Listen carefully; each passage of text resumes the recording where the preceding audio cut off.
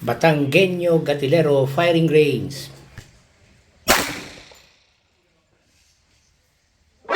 NANI?! Nag-hammer down po ang ating 1911 High Cap 45. Kabit.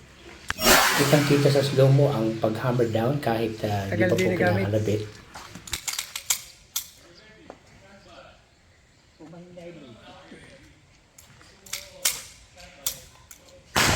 The next Saturday, subukan po uling testingin kung talagang nag-hammer down.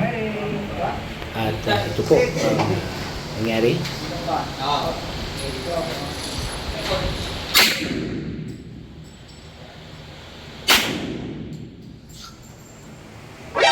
NANI?! Talagang nag-hammer down po talaga.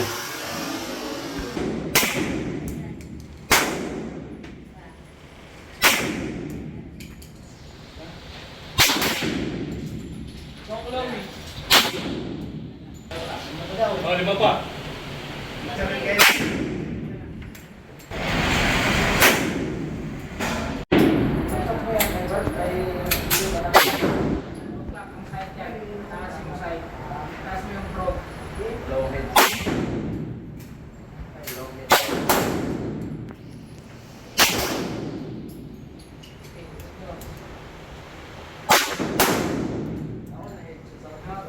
Ikaw yung headshot.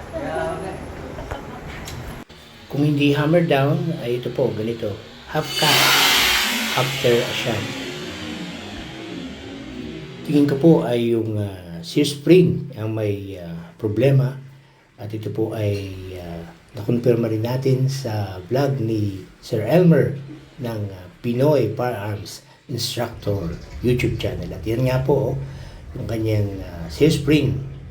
Putol na po ito. Wala yung kanyang claw.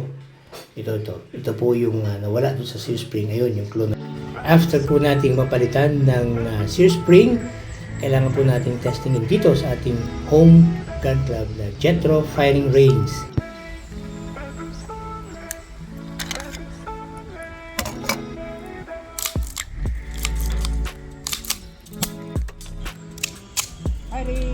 Hindi na po natin pinakita kung paano pinalitan ang sear spring. Panoorin na lang po natin ang vlog ni Sir Elmer Pelorin sa Pinoy Gun Instructor YouTube channel.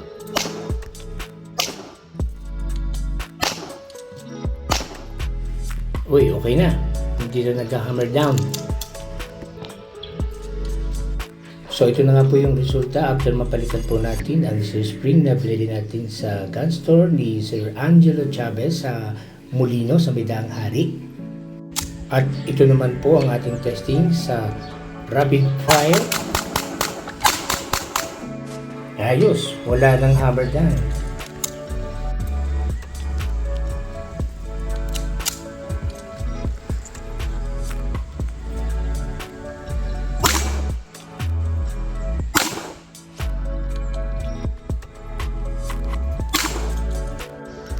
Nais po nating pasalamatan si Sir Elmer Pelorin ng Pinoy Gun Instructor YouTube channel. Siya po ay nasa Kuwait sa Mayadan Firing Range. Napakagaling po niyang magturo. Panoorin po natin ang kanyang YouTube channel, Pinoy Firearms Instructor.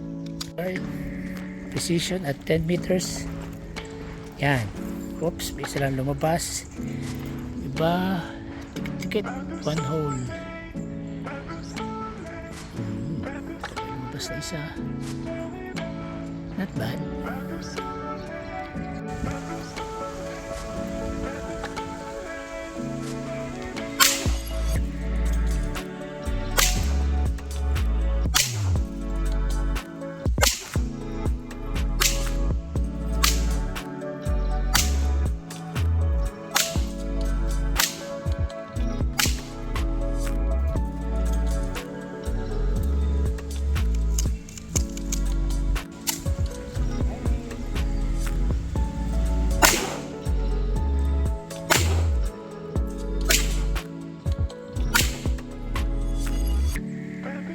Mukhang okay na po. Nasolve na natin ang problema sa hammer down after each shot. So, uwi na po tayo.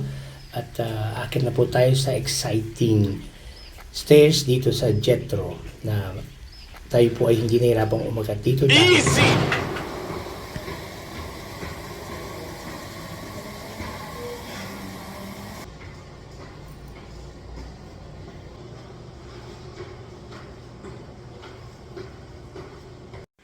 Ito po ang ginagawa nating exercise everyday, ang makyat at bumaba sa 6th floor gamit ang hagdan. Hindi na po tayo gumagamit ng elevator upang lumakas ang ating katawan. Nice. Ang mga puno pong yan na inyong nakikita ay tinanim ng mga fellows ng Philippine College of Surgeons Southern Tagalog Chapter and fellows ng Philippine Society of General Surgeons Southern Tagalog Chapter. Kapag meron pong tree planting activity ay dito po nila ginagawa yan sa Jetro Firing Range. Malaking tulong po yan dito sa lugar yung mga punong yan dahil kapag mainit ay meron pong lilim na masisilungan ng mga umaakyat at bumababa dito sa Jetro Firing Range. At kapag umuulan naman po ay nakakatulong din to upang hindi magkaroon ng landslide o soil erosion.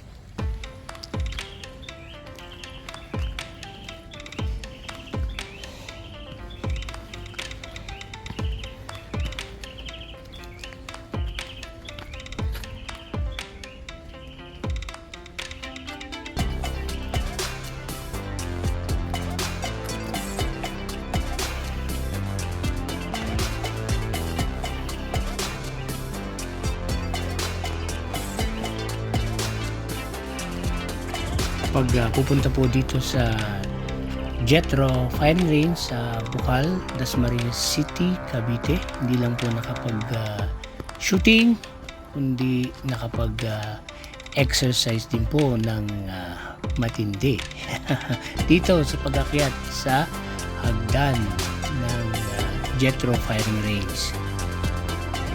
Dati po ay hindi pa po kumpleto ang mga hagdan dito at wala din pong bakal na kapitan. Yan po yung kulay green yan, yun po ay bakal ang ganun sa taas.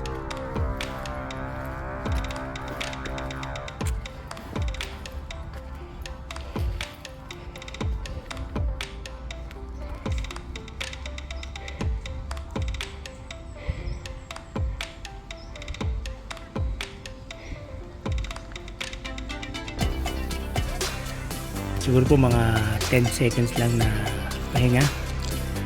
Sinubukan po natin hindi magpahinga na matagal upang malaman kung kakayanin natin ng dire-diretso. 96, 97, 98, 100.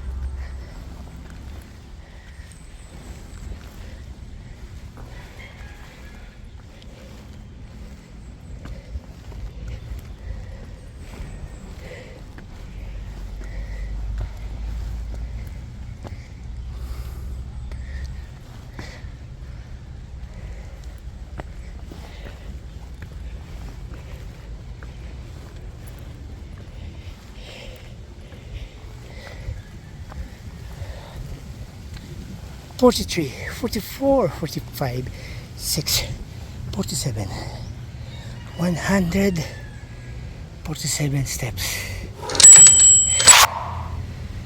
3 minutes and 34 seconds.